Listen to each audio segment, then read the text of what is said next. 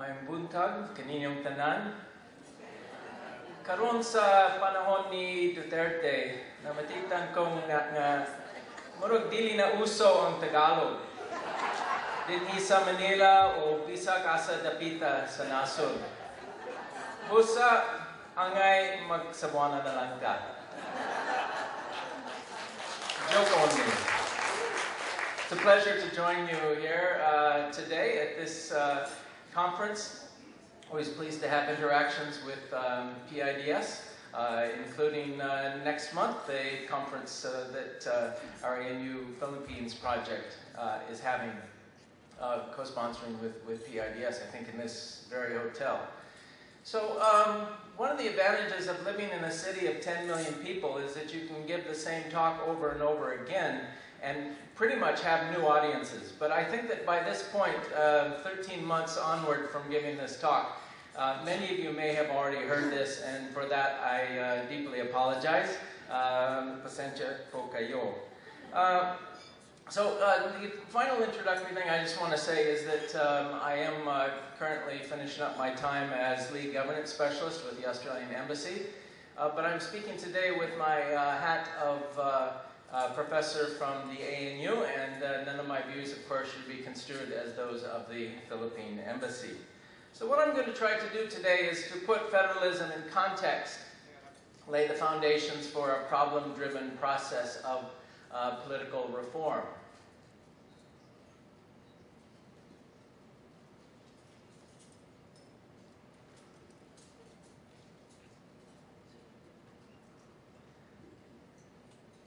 Okay, very good. So the outline is to start with a bit of political reform 101, put federalism in the context of other types of political reform, to highlight three basic principles of political reform, and then there's a number of things I'm not going to be able to do today for lack of time. There is a larger PowerPoint presentation that I've given to the organizers, and you're free to get that if you would like. So there I begin by defining centralization and decentralization in the political and administrative spheres, and that allows me to compare the Philippines with its neighbors. And there I highlight that based on the criteria that I have laid out, the Philippines is easily one of the most decentralized countries already within Southeast Asia, including far more decentralized than is federal Malaysia. And so that highlights that federalism is a continuum of relatively more centralized to decentralized. Unitary states have a similar continuum, but there are some federal states that are actually more centralized than already decentralized unitary states such as the Philippines. Then I go on to look at some lessons from comparative experience. I'm not able to go into the basic point about the enduring dynamism of federal systems. Siguro napansin po ninyo na hindi Australiano ang aking punto. Dual citizen ako, lumaki ako sa US. Alam ko na lang na maraming varieties sa federalism, and that federalism, as has been pointed out already by Dr. Yanto, is not something, it has many varieties. It's not something that you just pull off the shelf, plop into a country and know what you are going to get.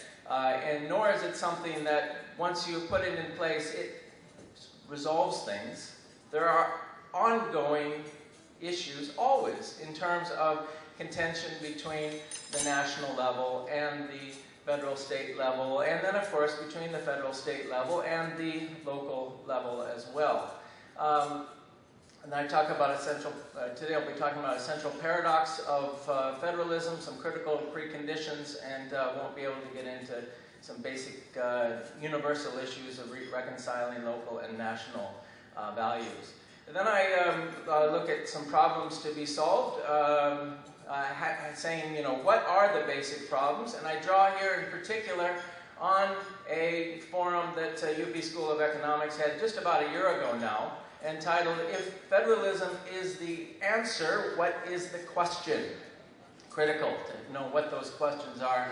And I see it goes right in line with the title here, talking about the virtues of strengthening the regions, whether or not federalism pushes through. So that's it in totality, but let's move then into looking at federalism in the context of other types of political reform, and very quickly just want to say that there's three basic decisions of democratic political reform that are diversely mixed and matched around the world. First of all is a question of whether you want your system to be unitary or federal. Secondly, is to look at the representational structures, presidential, parliamentary, or a hybrid of the two. And often these things get confused, but they should not be. They are very distinctive. And in the larger PowerPoint, I go through and I look at the way in which we can see this diversely mixed and matched around the world. And not to be forgotten, please do not forget this, is the importance of electoral systems, how votes are converted into seats. And this is critical in understanding the way that politics works.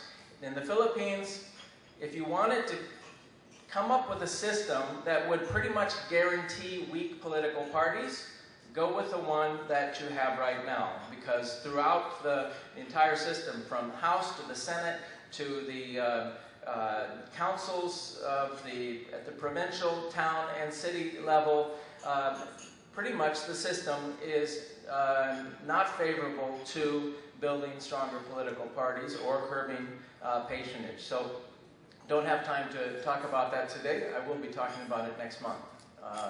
So these are three distinct yet interrelated decisions. They get mixed up all the time, but please, let's see them as distinct. Next is three basic principles of political reform, each with a corresponding basic question. Principle number one is pretty basic. Study and understand pre-existing conditions. There's no one-size-fits-all reform. Each country has its own distinctive historical configurations of power and authority. Often hear people say, well, we're going to go around, we'll look at different models of federalism as they exist. Well, a model of federalism in country A that has very strong bureaucracy and well-developed political parties, you take that model to a country that does not have that kind of heritage or has strong local bosses, you're going to have very different outcomes. So the question that goes along with that is just what are the basic problems that need to be solved based on the local context. It doesn't do to say, oh, we've got this great system, it's called federalism, and then come up with the justifications for why federalism might be put in place. Principle number two is to understand the nature of underlying political institutions, especially the two critical institutions of the bureaucracy and political parties. If both are weak, whatever is constructed may end up being unstable, a bit like constructing a house on shifting sands. So let's imagine that a country is frustrated with its unitary system. What if the basic frustrations, the basic limitations of that unitary system are actually a result of weakness of the bureaucracy and weakness of political parties? So if you say, okay, we're going to shift to federalism and we're going to fix everything. Well, if you still got the same foundations of weak bureaucracy and weak political parties, you are again constructing your house on shifting sand. So it's really critical to look at these underlying political institutions. So the question that goes along with that is just to make sure you understand the nature of the bureaucracy and political parties within the context that you are about to reform. Third principle is the importance of recognizing and anticipating unintended consequences. And I think this will resonate with PIDS, given that there's a book out there on unintended consequences and the importance of examining them. In the context of political reform, just know this. The bigger the political reform, the bigger are the risks of unintended consequences. So if you start out and say, well, our unitary system's not really working, we should go federal. And then you say, you know, the presidential system is very problematic, we should go parliamentary or semi-presidential. You have just introduced two huge reforms. Huge. And each of them has their own danger of unintended consequences. So the question is whether there are smaller and hopefully more predictable reform solutions, like electoral system redesign, that could perhaps resolve the problems that have been identified. Now, if you answer no to that question, go ahead. Go all the way. Federalism, semi-presidential, do it all. But just be aware that you have enormous unintended consequences ahead. Next part, which I won't be able to get into, is to define centralization, decentralization, and then compare the Philippines with its neighbors. Here I have 3 hypothetical federalism scenarios for the Philippines. And I'm kind of playful in the PowerPoint on this. I highlight that you could use federalism to centralize your polity, and by adopting a Malaysian-style centralized federalism. You could use federalism to engage in a kind of mid-levelization, strengthen the middle, but, well, you might as well get rid of the provinces, because what use are they? Again, I'm being playful, and I realize that provinces in the Philippines, in much of the Philippines, are very well-established units that are very much part of the identity of the people within them. But you could do that. You could use federalism as a mid-levelization. Or you could use it as a decentralization in which you go straight down to 81 different states that correspond to the current provinces. Now again, I'm not expecting anyone to do that, but the point is that federalism is full of so many decisions to be made, and it can take you in so many directions depending on what decisions are made. Now, moving in then to some lessons from comparative experience.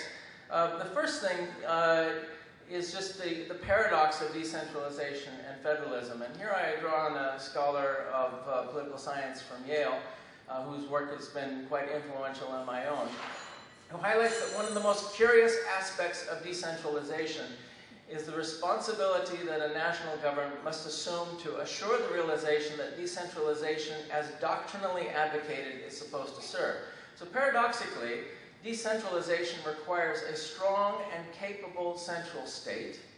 And I think we've heard from Yusek de Leon about many of the virtues of thinking about that strong central steering. Able to enforce the rules by which authority is being devolved to the subnational level.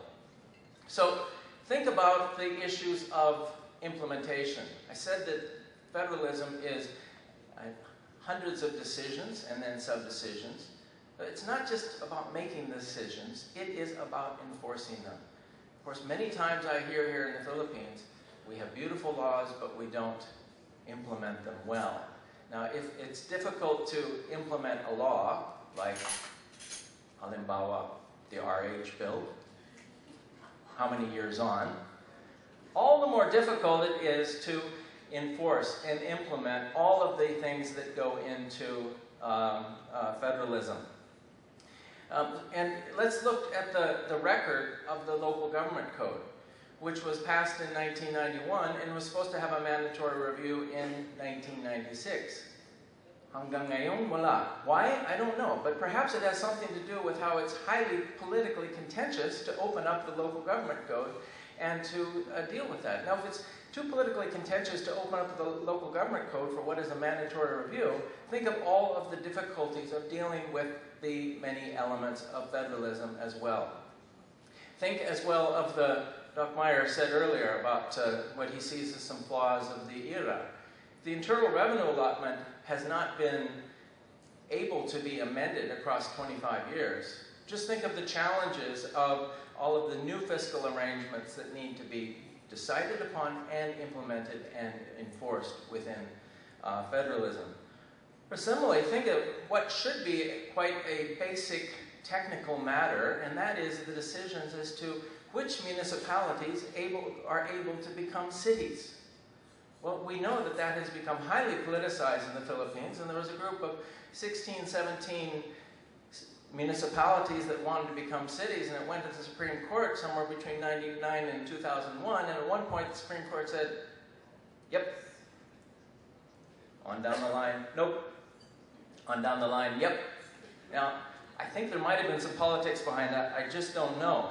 But it was not a sort of straightforward technical decision. And this highlights all of the contention that could come around that. So in giving this talk, first gave it, I hate to say, 13 months ago at NCPOG at UP.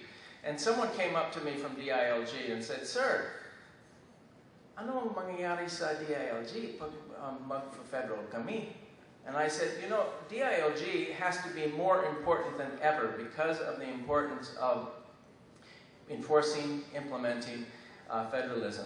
And there's so much attention that goes into what appears on paper in terms of constitutional division of responsibilities between the national level and the federal level and the local level.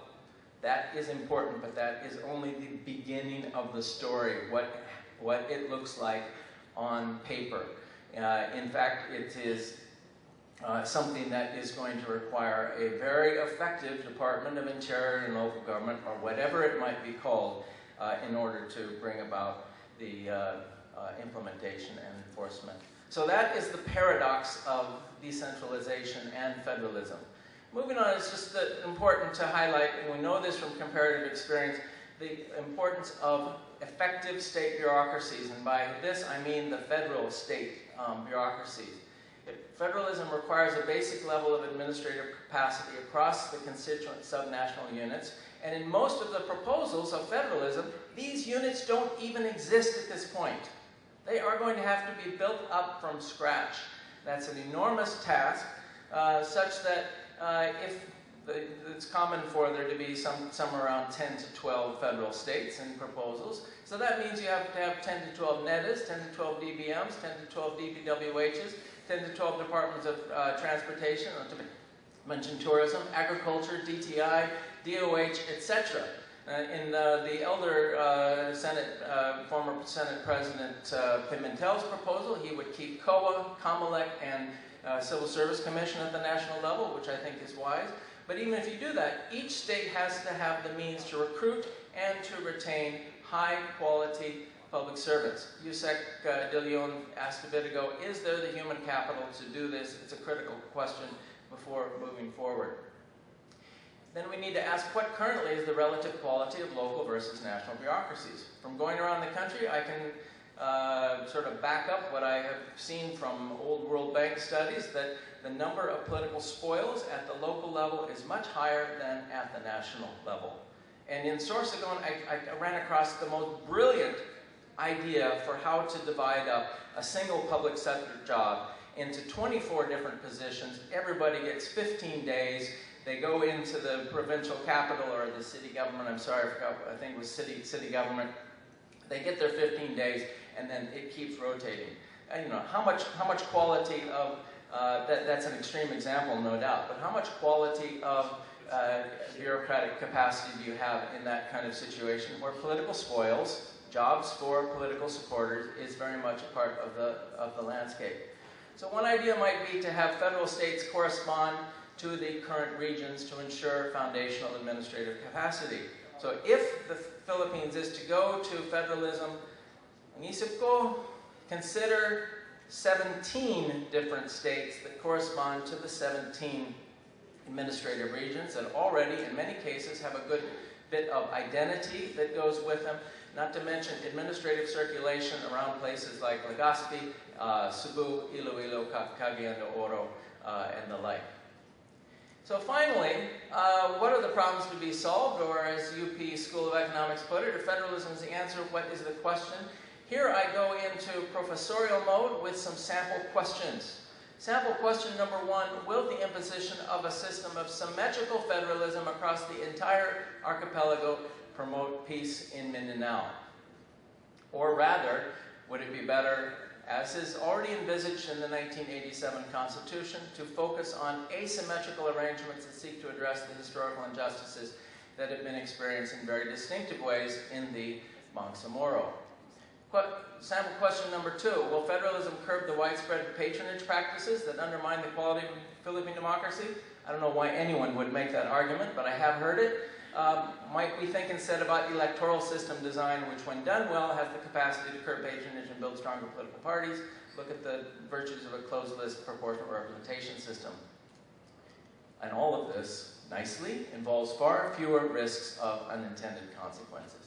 Sample question number 3, will federalism undermine the oligarchy and enhance long-term development prospects that can be beneficial to the population as a whole? Or rather, does it make sense to strengthen the capacity of the central state to promote competition and curb the cartels and duopolies that inhibit inclusive growth? Work to replace patterns of elite capture with more productive patterns of government-business relations.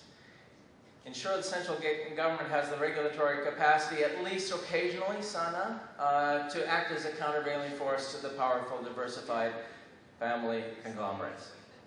Sample question number 4 is my last. Will federalism help to resolve the long-standing problem of regional inequalities? Here again, I just don't get it. Maybe I'll get some insights later.